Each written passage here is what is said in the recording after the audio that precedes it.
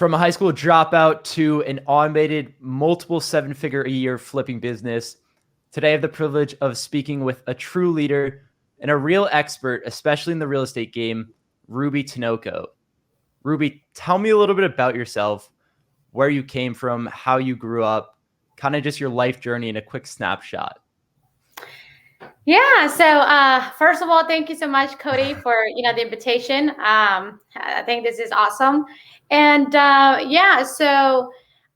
background is well, you guys are gonna hear my accent. I'm from Mexico.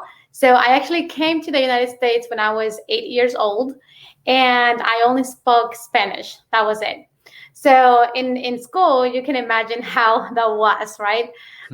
Learning a new language and in that transition, right, from a totally different country to what America is. And one of my that's my background, and it's obviously one of those motivations that if I did it, anyone can do it too, right? So I am a mom, businesswoman. I'm happily married. I have 2 kids, and I'm living currently, in the Charleston area where I have my flipping business. And so a little bit of my background is restaurants and construction. So I have done pretty much, everything in construction. And especially the remodeling side. So I do have a lot of experience with that. And in restaurants, because that's pretty much where I end up after, during, high school. So original plans after high school, what were they? I know you mentioned you were working in a restaurant. What did those hours look like? And then you dropped out just out of high school, right? Yeah. So that's a funny story because, when you're young, I think I was around, 16, almost 17 years old. And, when you're young, you're just think about one, it's freedom, right? But not the type of freedom that now we think of, right? After being involved in real estate and in this new world. So one of them was my freedom of having my own things, right? But not only that, I also I was seeing how my dad and mom used to work, from 6 to 6 p.m. And we were literally just having dinner and going back to sleep, that was pretty much everything.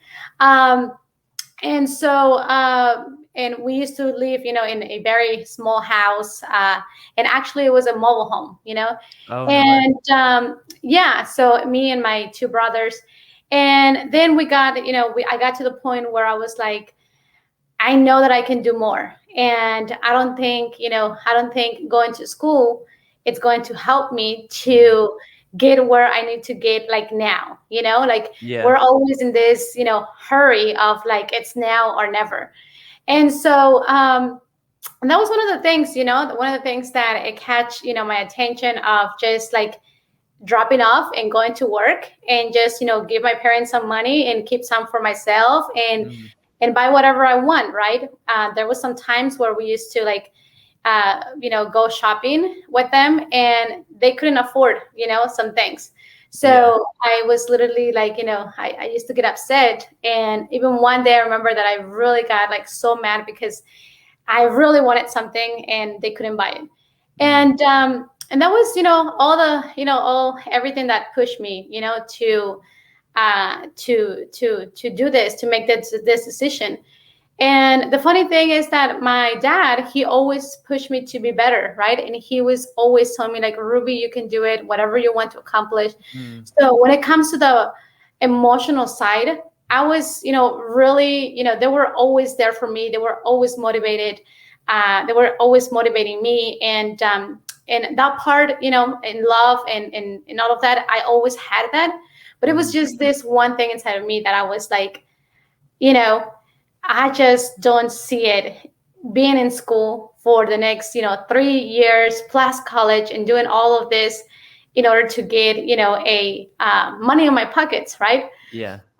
So that is, the main, that was, one of the hardest decisions. Actually, was actually one of my first decisions that I made. Right, like my adult Yeah. decisions that I did. And so after you dropped out, that was those shifts. You said you mentioned this earlier that you were working 5 a.m. to 8 p.m. 6 days a week. Was that?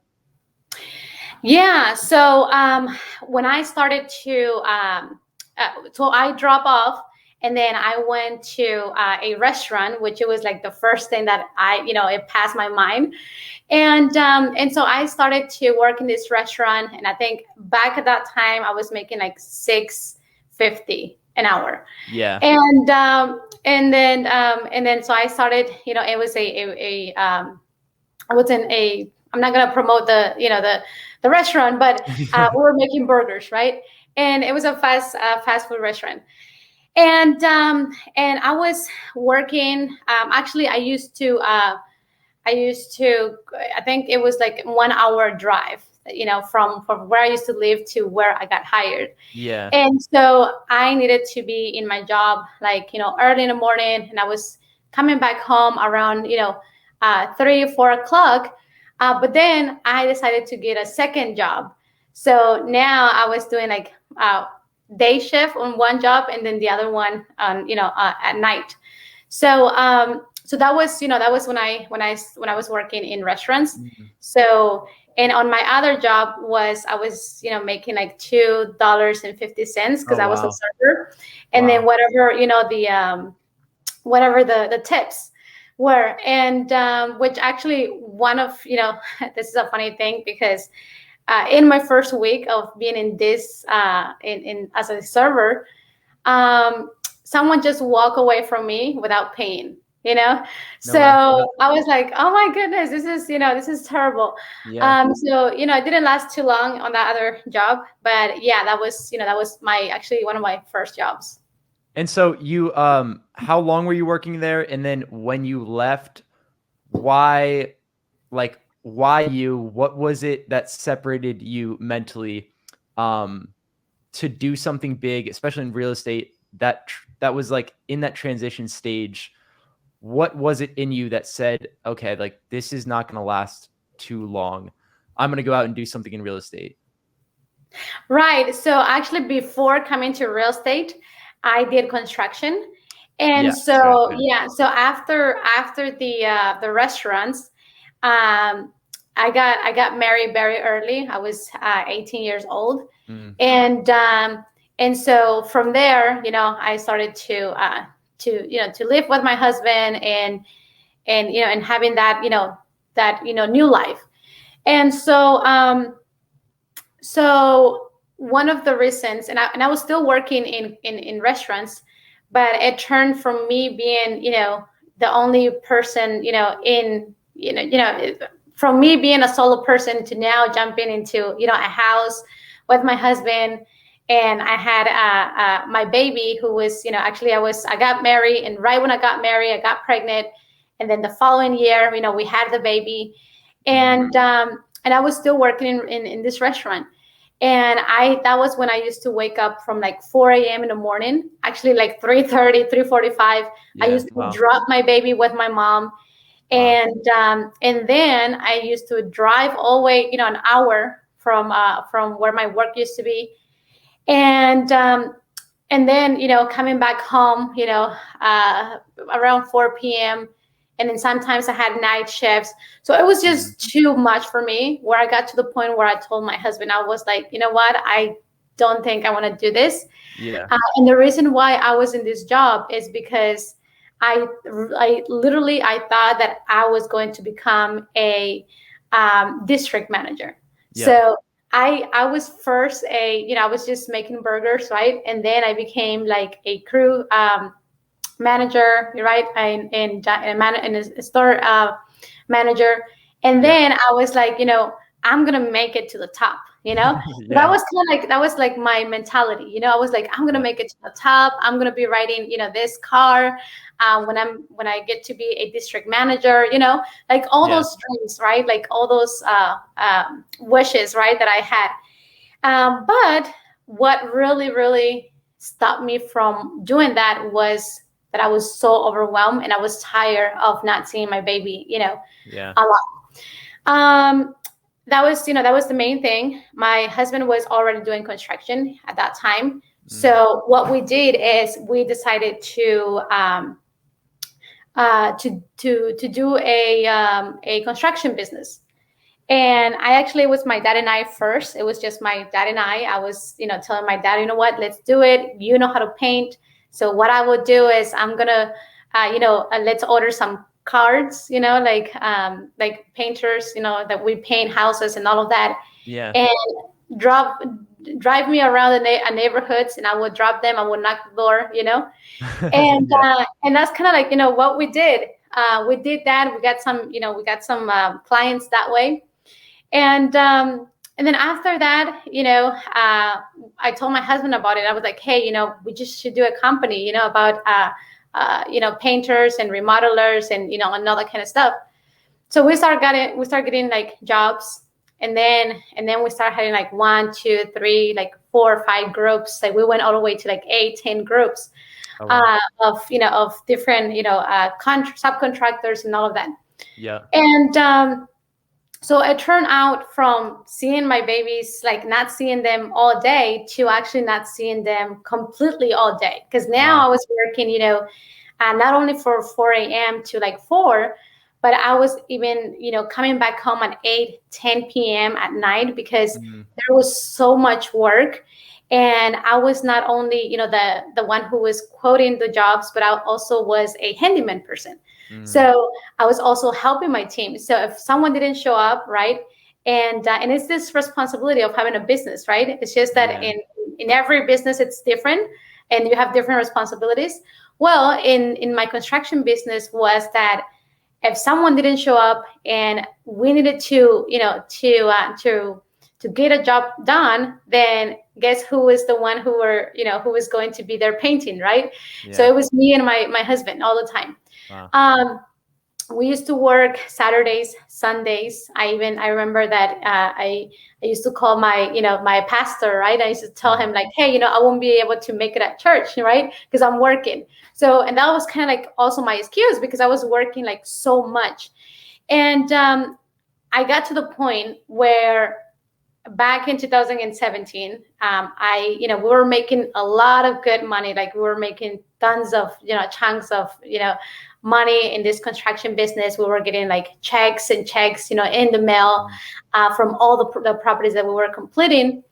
But I got to this point where I was like, this is not what I want. It's Yeah. worse than working in a restaurant. Yes, I'm making more. That year, I paid off my dream car.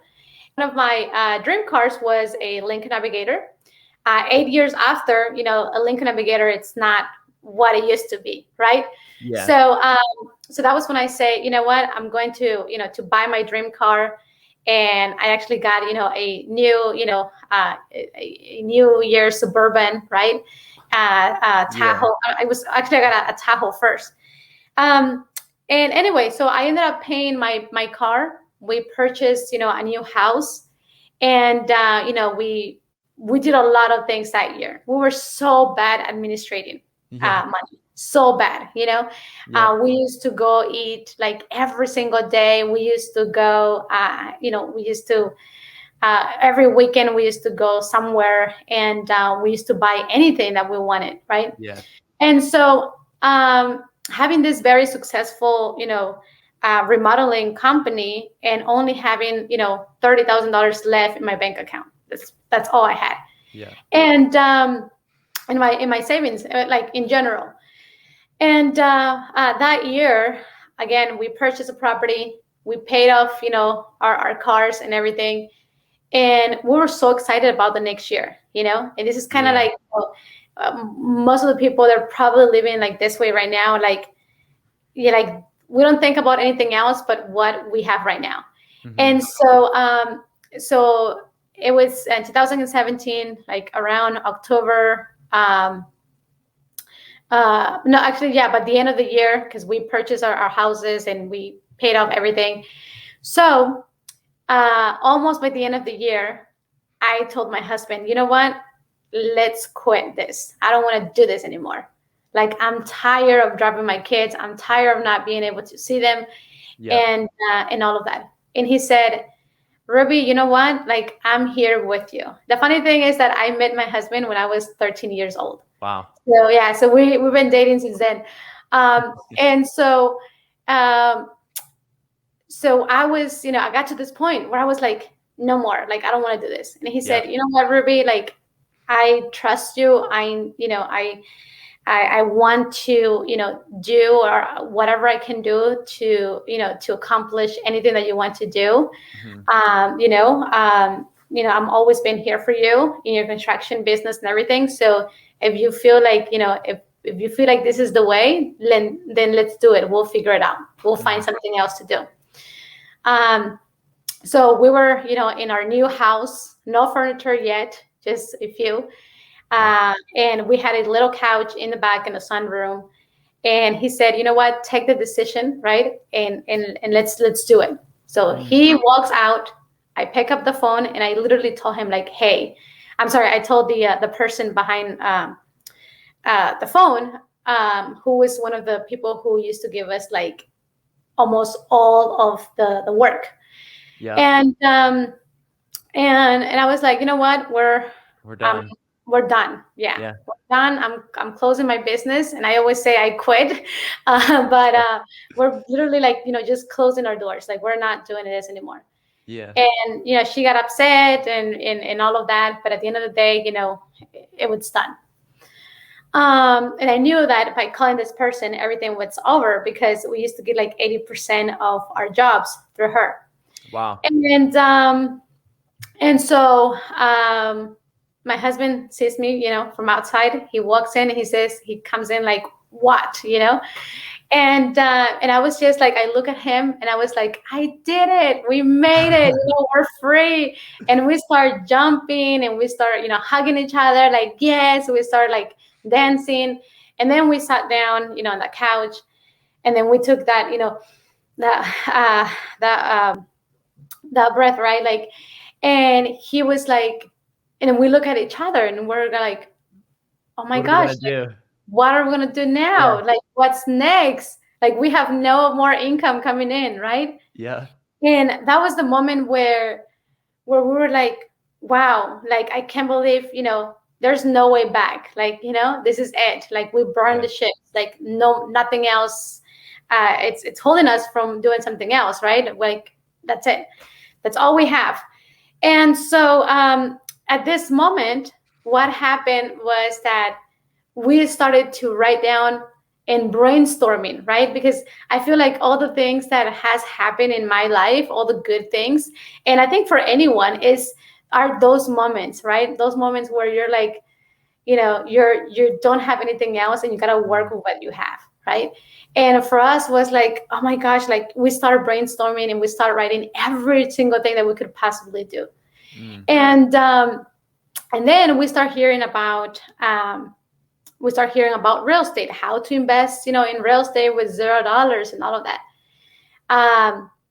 And before we were doing real estate, when we were doing the remodeling, we were actually also flipping mobile homes. So that was kind of like my side thing that I was doing. Oh, really? Okay, so you're doing that while you had the construction business. Yeah. Okay, yeah. got it. I was buying mobile homes at a discount and I was flipping them. And but it was, it's obviously different because you're just selling a title, right? Yeah. Versus a deed. But I was making, like $10,000, $15,000 per property, and that was kind of like my my side of my construction business. Yeah. So when I started hearing about real estate, I was like, wait a minute, it catch my attention. And I was like, $0. That's perfect because I only have $30,000 in my bank account. Yeah. And all of that. Well, that was like, that was at the very end of that year. And so we decided to go, to this class. We sat there. It was totally free. Then we got an upsell for $200. So we purchased that. We were so excited. And we thought that with those $200, they were going to give us everything, right? Yeah. But it didn't happen. So at the end, the speaker was like, if you want to know, if you want to learn, if you want the systems, if you want everything, then, make sure you sign up. They're going to call your name. Yeah. And I was just waiting for my name. Like my husband, we were just like, I was so nervous. I was like, they're going to call our name. Like, how much is it going to be? And I was telling my husband, like, if it's $5,000, can we pay for it? And he was like, yeah, that's fine. If it's $10,000, he was like, I don't know. I mean, I think so. Yeah, we can. And I was like, what if it's $15,000? He was like, Ruby, why don't you just sit down, stay calm, just wait until they call your name, and then we'll go from there. Yeah. And I was like, okay, perfect. I was so anxious. And so they call my name. And so we went to the back, right? And then they tell us all this good stuff, right? And there's 3 packages. And they tell us, 30,000, 40,000, 50,000. Wow. And we were like, oh my goodness, it's not even what we thought it was going to be. And so we didn't say anything else. We literally just told the person in there that, we're going to think about it. We'll talk to you tomorrow, because it was a 2-day event. Yeah. And so we walk to that day. We stay in that hotel because we wanted to get, as much as possible. We were very excited. Yeah. And we walk, to the room.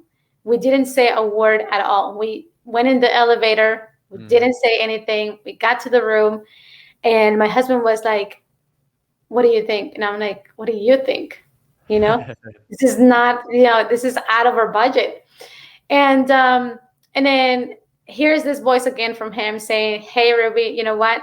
If you want to do it, because I was very excited, like throughout the class and everything. And he was like, if you want to do it, and if you think, actually, he was like, if he actually, what he said first is, do you want to do it? I was like, yes, I want to do it. And he was like, do you think you're going to make it? Do you think you're going to make it happen? Yeah. And I was like, so much pressure, I was like, but at the same time, I was like, are you doubting me? Yeah. But in a good way, right? I was like, yes, I can do it, Yeah. And he said, okay, well, you know what? If you think, if you believe in yourself, I believe in you too. Go for it. So go for it. And I was like, yes, like awesome. And I was like, which one are we getting?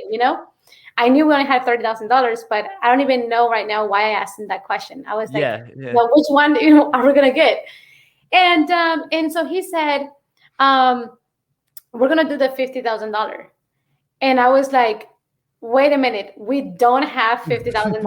And he said, yes, you do. You recently paid off your car, and you sell the car. Yeah, sell the car. Literally, that's what he said. And I was like, oh my goodness, like literally, like I did that. That's what I did. I went back the next day, right, to the class. We signed up, and I told the person, like, here is my $30,000. I don't have $50,000, but I won the $50,000. And he was like, you don't have to do this. Just take the 30. And I was like, no, I'm taking the 50, and you either take my money or leave it. Right? So that's what I did. I wrote a check, I would say like that was like kind of like my only check, because that was everything I had in my bank account. The boats. Yeah. Right. And so I wrote that, gave it to them. And then we went, after the class, we went to clean the car, and we ended up selling the car for $25,000. And that's how, that's my story. That's how I started real estate. I think one of the biggest things when it comes to, to being successful, it's having that commitment, that commitment and that decision. So a lot of the times we think that, a decision, it's all you need. And it's not always like that. It's like, what are you giving back? What is that thing that is going to hold you to this decision that will help you to always, look forward and knowing that you're going to make it somehow.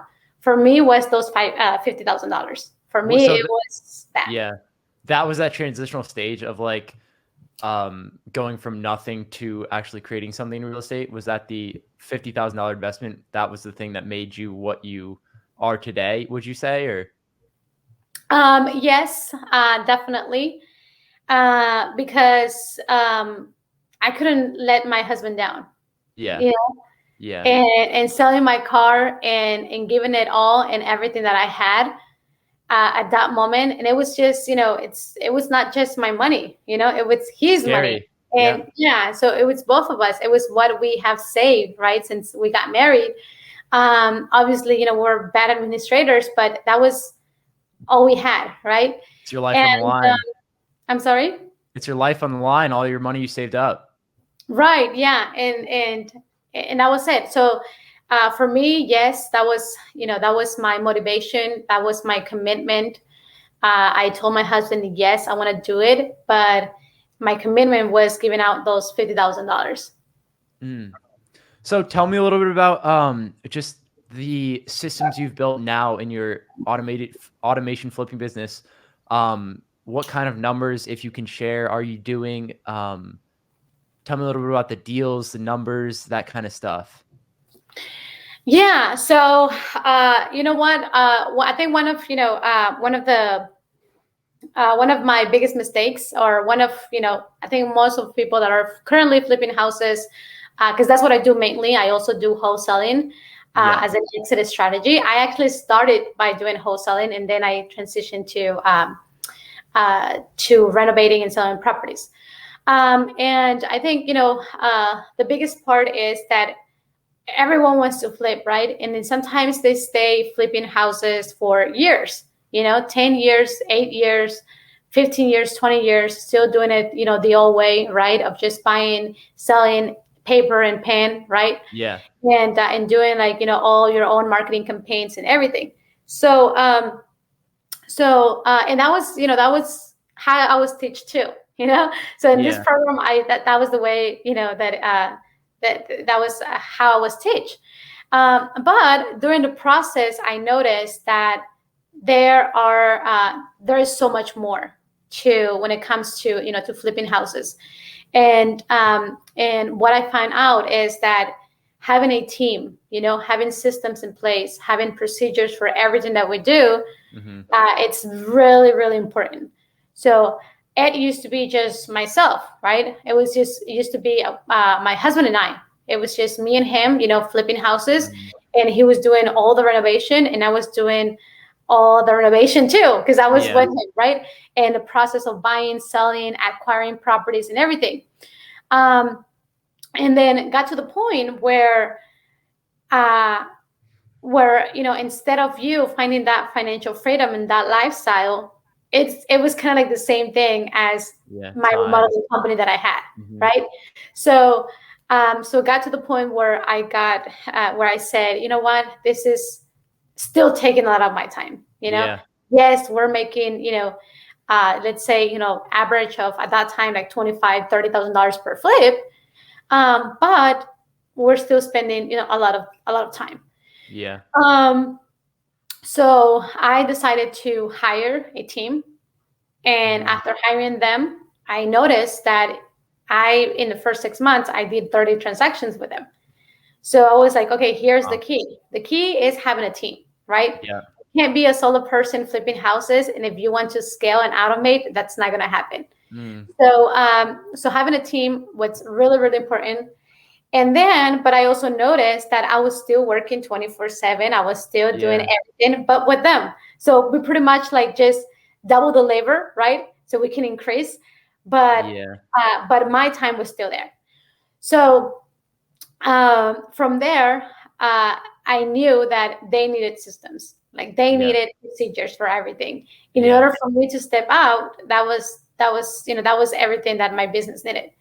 So from being a solopreneur, working in my business, doing everything from buying, renovating, and selling properties, from right now having a team, having systems in place, and having them buy, renovate, and sell properties, and just working on my business, not in it, checking, Mm. my key performance indicators, seeing where they at.